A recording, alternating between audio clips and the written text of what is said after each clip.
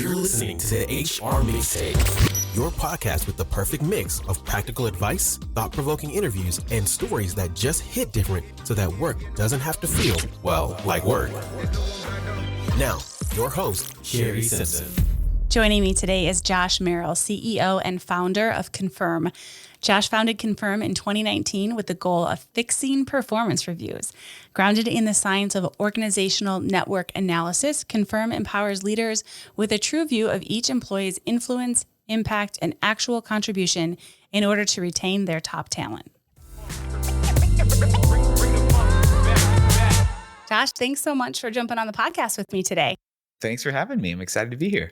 So I think it's fantastic you were able to join me. And I'd love if you could kick us off by sharing a little bit about your own journey from Carta to founding Confirm and really what sparked that shift. Yeah, absolutely. So my co-founder and I have been doing Confirm for just about 4 years now. And prior to that, I spent 6 years at a company called Carta. I was the chief product officer there. It was a crazy rocket ship ride. I was the second employee. I left at, maybe 600 employees, something like that. Wow. It was wild. Yeah. And of course, I suffered all the problems of performance management kind of from both sides of the table as a manager and also as an employee myself. And I think that what piqued my interest into sort of the core methodology that makes up Confirm and our platform was this idea at Carta that there was always this sort of shadow org chart, that there was the hierarchical org chart that we all saw, but then but below that there was this network of people getting things done, and that network took a very different form and had very different connections than what we put in the hierarchy. And we always wanted to understand that. And that actually ended up being sort of the core of what we do at Confirm. So Confirm has this foundation in organizational network analysis. So for our listeners who might be new to this, can you break down what that means and how that shapes your approach? Yeah, totally. So it's a mouthful. Organizational network analysis, or ONA. So ONA is a way of understanding the flow of information, of decisions within an organization. And it's a methodology that's been used in academia and used in research for a couple of decades, but it's never really made it into the HR toolkit. And when you bring it into a performance management context, if you did a performance review, based on ONA, the difference would be if you've done a traditional performance review, you're used to answering a lot of questions about yourself. What impact did you make? How did you make a difference? What goals did you achieve? Stuff like that. When you answer questions around ONA, you might answer a question like, Shari, who did you go to for help and advice? Who around you energized you or motivated you? We ask questions. We ask questions like, who do you see making an outstanding contribution, or who are you concerned needs additional support? And it turns out that when you ask questions like that, of course, you can pick anyone in the organization, but maybe you picked Bob as being a source of expertise for some really particular skill that he has. Well, maybe a lot of other people pick Bob too, and now we can suddenly go, oh, Bob is really an expert in this. A lot of people depend on Bob for this one particular skill. This is really critical, right? He may be a really critical employee, and those are the kinds of insights that organizational network analysis can reveal that traditional reviews can't. So how do you see that kind of changing the view of performance reviews and employee assessments as we see them today? Because I think there's a lot of misconceptions about what performance reviews should or should not be. Yeah, if you stay at any company long enough, you'll see them go through multiple rounds of their performance management process, because most companies overhaul them every 2 or 3 years because they never land on something that they're satisfied with. And the reason for that is actually really structural. When you look at performance reviews, and I'm really talking about that traditional, 1 to 4, 1 to 5 manager rating, that methodology is 100 years old. So it was created by the U.S. military at the end of World War I, brought into the workplace in the 1920s, when work was sort of solitary and repetitive, and we didn't have technology, we didn't have communication, we didn't even have telephones. Now, of course, like work is completely different. Like work happens over Zoom and Microsoft Teams and Slack. We work in these networks, and we're collaborative, and we're creative and cross-functional. And so the way that we work has totally transformed. The way that we measure that work is still frozen in time. It's still just one manager's point of view, when in reality, we have all these stakeholders, all these people we're working with. And the reason why we get excited about organizational network analysis is it's a way of measuring work in the way that work is actually happening, which is collaborative, cross-functional in networks. Well, and there's only so much your manager can see, right? Oh my God. I mean, I tell you, like when I was in college, they taught me to manage by walking around, and like no one has shown me how to do that over Zoom. Right?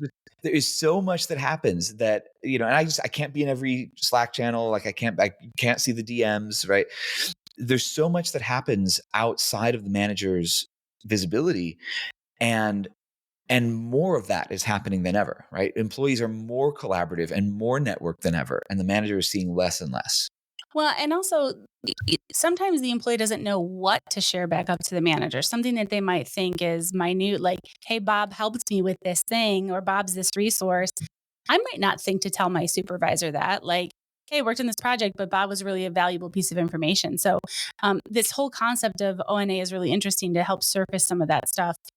As you think about, this process and performance management in totality across generations, across different DEI metrics. Here at Paylocity, we call it DEIA. Our A stands for accessibility.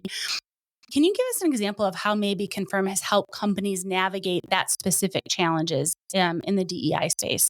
Oh, absolutely. And to go back to your earlier point and tie it in, the system that we have today that's totally manager driven requires everybody to be sort of their own self-promoter.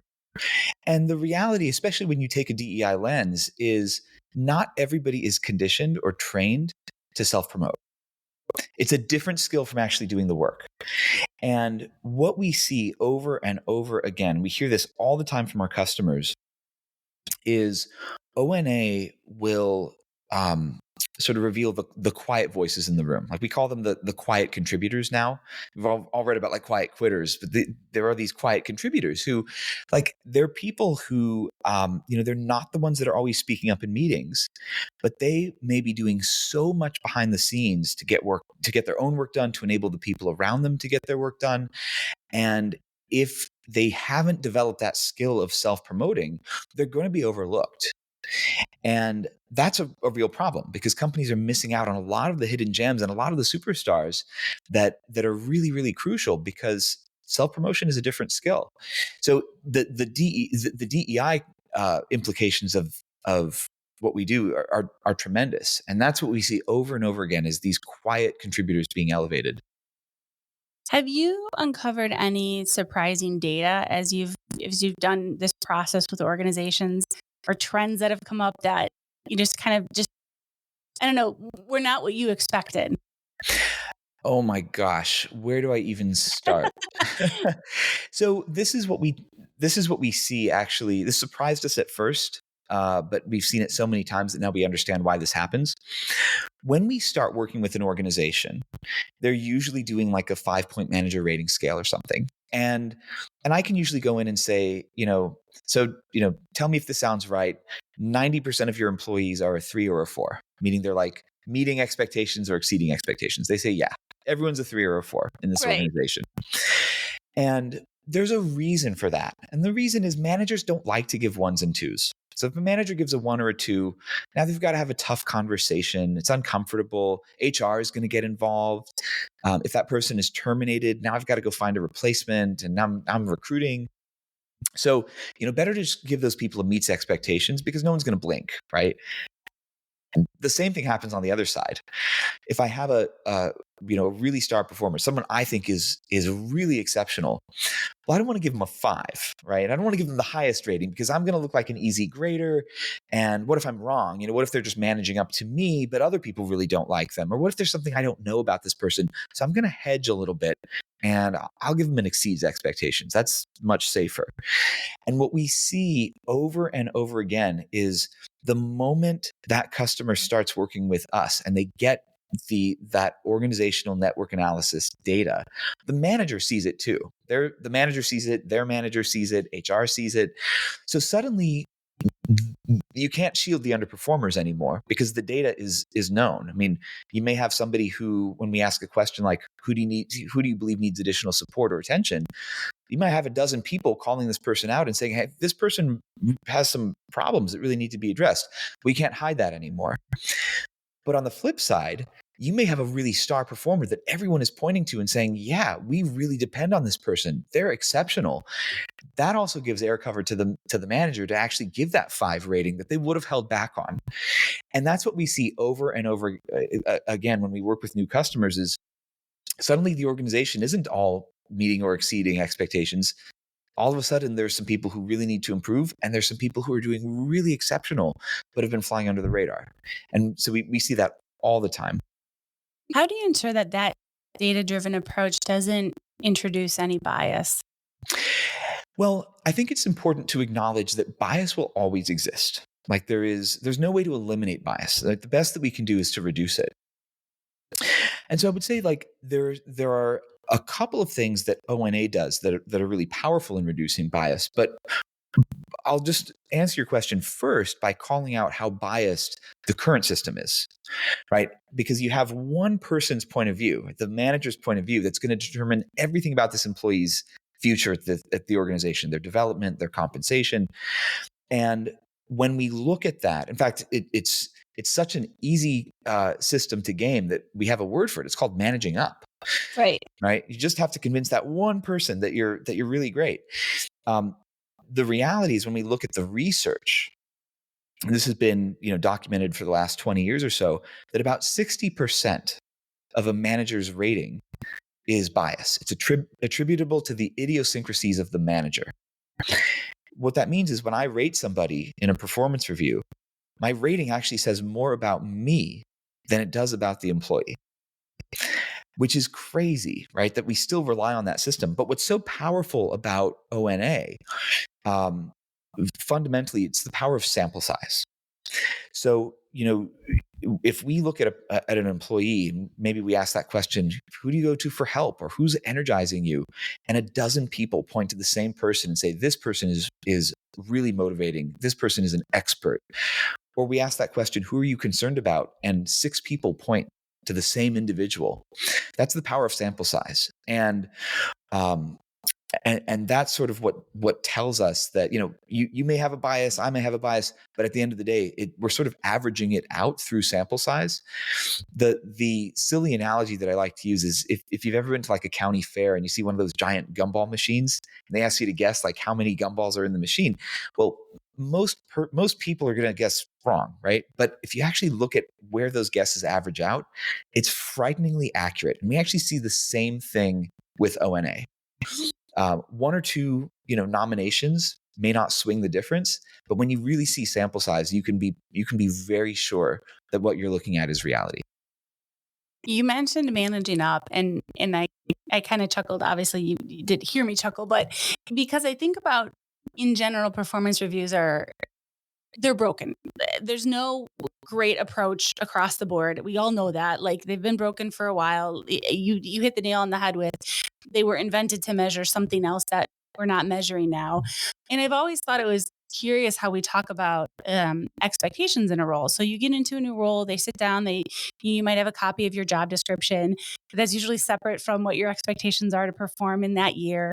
And so you're working against these expectations, but you don't really know where you're going to land. Nobody had the really honest conversation and said, if you accomplish these things, you'll be a 3, you'll be a meets. You do this, you'll be exceeding, you do this, you'll be outstanding. We're afraid to have those conversations. Like you mentioned, how does taking an ONA approach change that expectations conversation on the front end when somebody walks into an organization? Totally. Well, I think the first thing I would say is that meets expectations. Like, we all love the idea that, like, if an employee does X, Y, and Z, that means they're meeting expectations. And like, if I'm meeting expectations, I'm good, right? I'm safe, especially in this recent environment of a lot of layoffs. And the reality is not that, right? The reality is, like, I can get a meets expectations rating and a month later be part of a RIF, right? That's just the reality that we're living in today. And what I would say is, when companies do, if a company does a RIF, for example, what they're really trying to do is, like, they're trying to reduce the headcount, obviously, but they're also trying to sort of reduce the collateral damage, reduce the collateral impact of having a group of employees suddenly leave the company. And so what are they going to do? They're going to look at the employees who the fewest other people depend on, right? Or who aren't perceived as making a great contribution. They're essentially going to try to get to the data or try to get to the point of view that O&A actually could give you in a very quantifiable way. And so I think that when you talk about sort of that performance conversation, it's not about, like, meeting expectations in terms of sort of checking a list of check boxes. It's really about, how can you maximize your impact in this organization? How can you enable more people to get their work done? How can you energize more people, be an expert to more people? And that's the true underlying reality of how work happens today. It's not. I think maybe the employer-employee contract has changed a little bit. So, my father worked for the same company for 45 years and then retired. That doesn't happen anymore. That contract has fundamentally changed, and it's not about hitting a list of checkboxes. It's about maximizing impact. Yeah. I've been at Paylocity now 7 years, and I feel like a dinosaur because you're absolutely right. People don't stay at companies. My dad had two jobs he stayed at over 20 plus years each. You're right. That doesn't exist. People are moving 2.5 years, 3.5 years. Often that's the only way to get, a big compensation change and some of those things. I really like this approach, though, to think about performance management differently, especially as we think about Gen Z in the workforce and some of the things that they're expecting out of us as HR leaders and managers. We often start to hear questions very early on within the first few weeks of employment. How do I get promoted? How do I succeed? How do I make an impact? Can I work on these other projects? So having this type of visibility into that type of performance, it definitely can have a huge impact.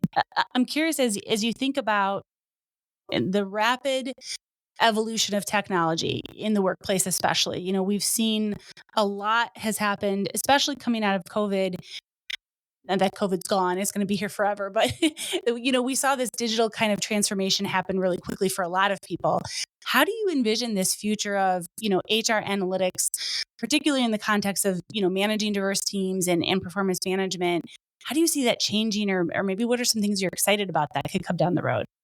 Oh gosh, I mean, there's so much. I think that so you're totally right. I mean, the way that we're working has already transformed, especially since the pandemic. Like, if you weren't using, Zoom or Slack or Teams before the pandemic, you're definitely using it now. And, we're spending more time doing work from remote places.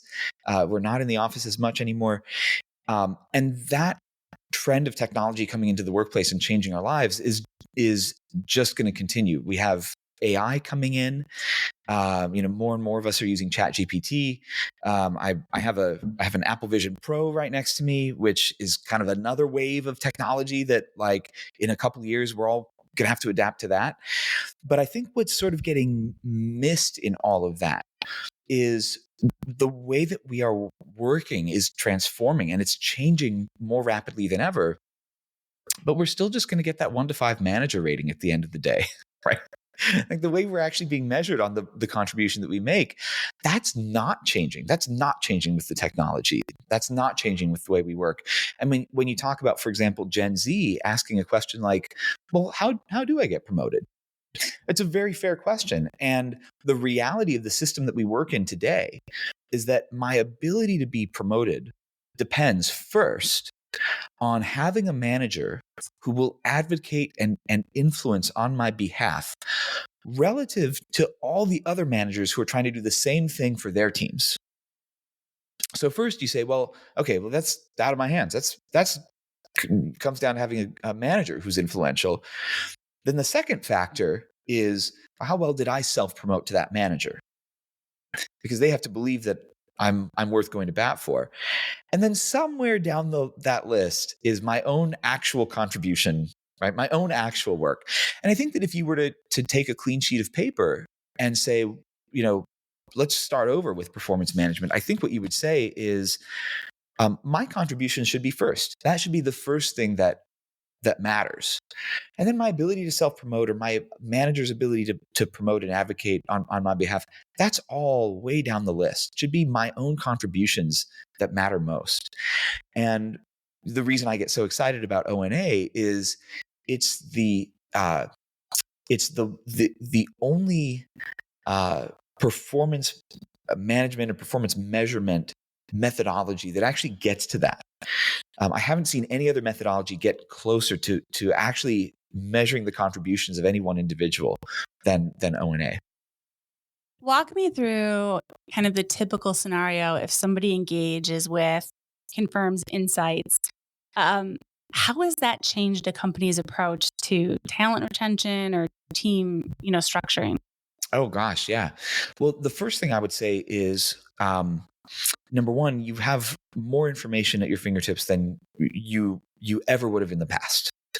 So suddenly I can see, all those quiet contributors, the people who don't speak up in meetings, but they're doing so much behind the scenes. Suddenly they're lifted to the surface. So are problematic employees. People who maybe are good at managing up, but they have sharp elbows and people don't like to work with them. When we look at our data in Confirm, when we look across all the companies that we've worked with, what we typically find is that about 15% of employees are going to create about 50% of the impact. So 15% of employees will create about 50% of the impact. About 5% of employees will create about 50% of the problems. And for the most part, company leaders have no idea who these people are. So that's the first thing to keep in mind, is suddenly I have data to be able to work with.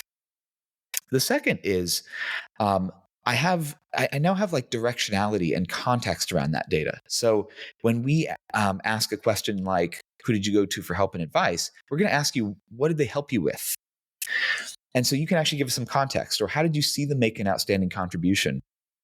And what we find from that is, it adds a layer of nuance to every single individual's performance in a way that traditional ratings can't.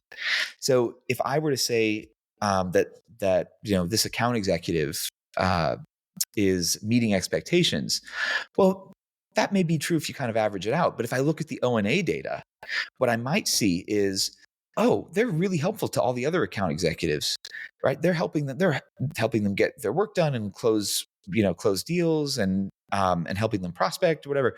But then the customer success team just hates working with this person because they hand off their clients in a really bad way, right? So you actually get like polarization, you get nuance that totally disappears when you have to just flatten everybody to a single number. And when you have that, suddenly you can make decisions with a lot more visibility, a lot more context that totally would have been lost in a traditional method. So I want to ask one final question. It's a little off topic, but I'm curious, for those that might be listening who are aspiring HR tech entrepreneurs, what's one piece of advice you have for them about, blending technology and data and still keeping that real human aspect of HR?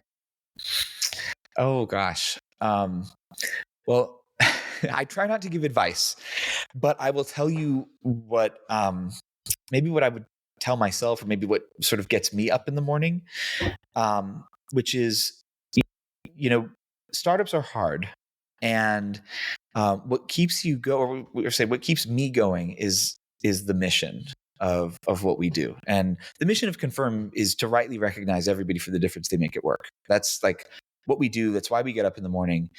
And what brings that to life for me is when I hear stories from our customers like, oh my gosh, I had no idea that Mary was helping so many people and making such a big impact. We promoted her. Or I had no idea this person was creating so many problems. They were creating a toxic environment. We let them go. That's actually changing things for the better. And those stories, that's what keeps me going. Knowing that we're out there in the world and making a difference through our mission. Josh, I absolutely love that. Thank you so much for sharing a little bit about Confirm, but more importantly, teaching us about ONA. I think it's just a fascinating concept, and it's definitely going to be interesting to see how the performance management methodology changes over the years as we make this shift to a more holistic view of what the employee is and the impact they have. So thanks for chatting with me. Thanks for having me. I hope you enjoyed today's episode. You can find show notes and links at thehrmixtape.com. Come back often and please subscribe, rate, and review.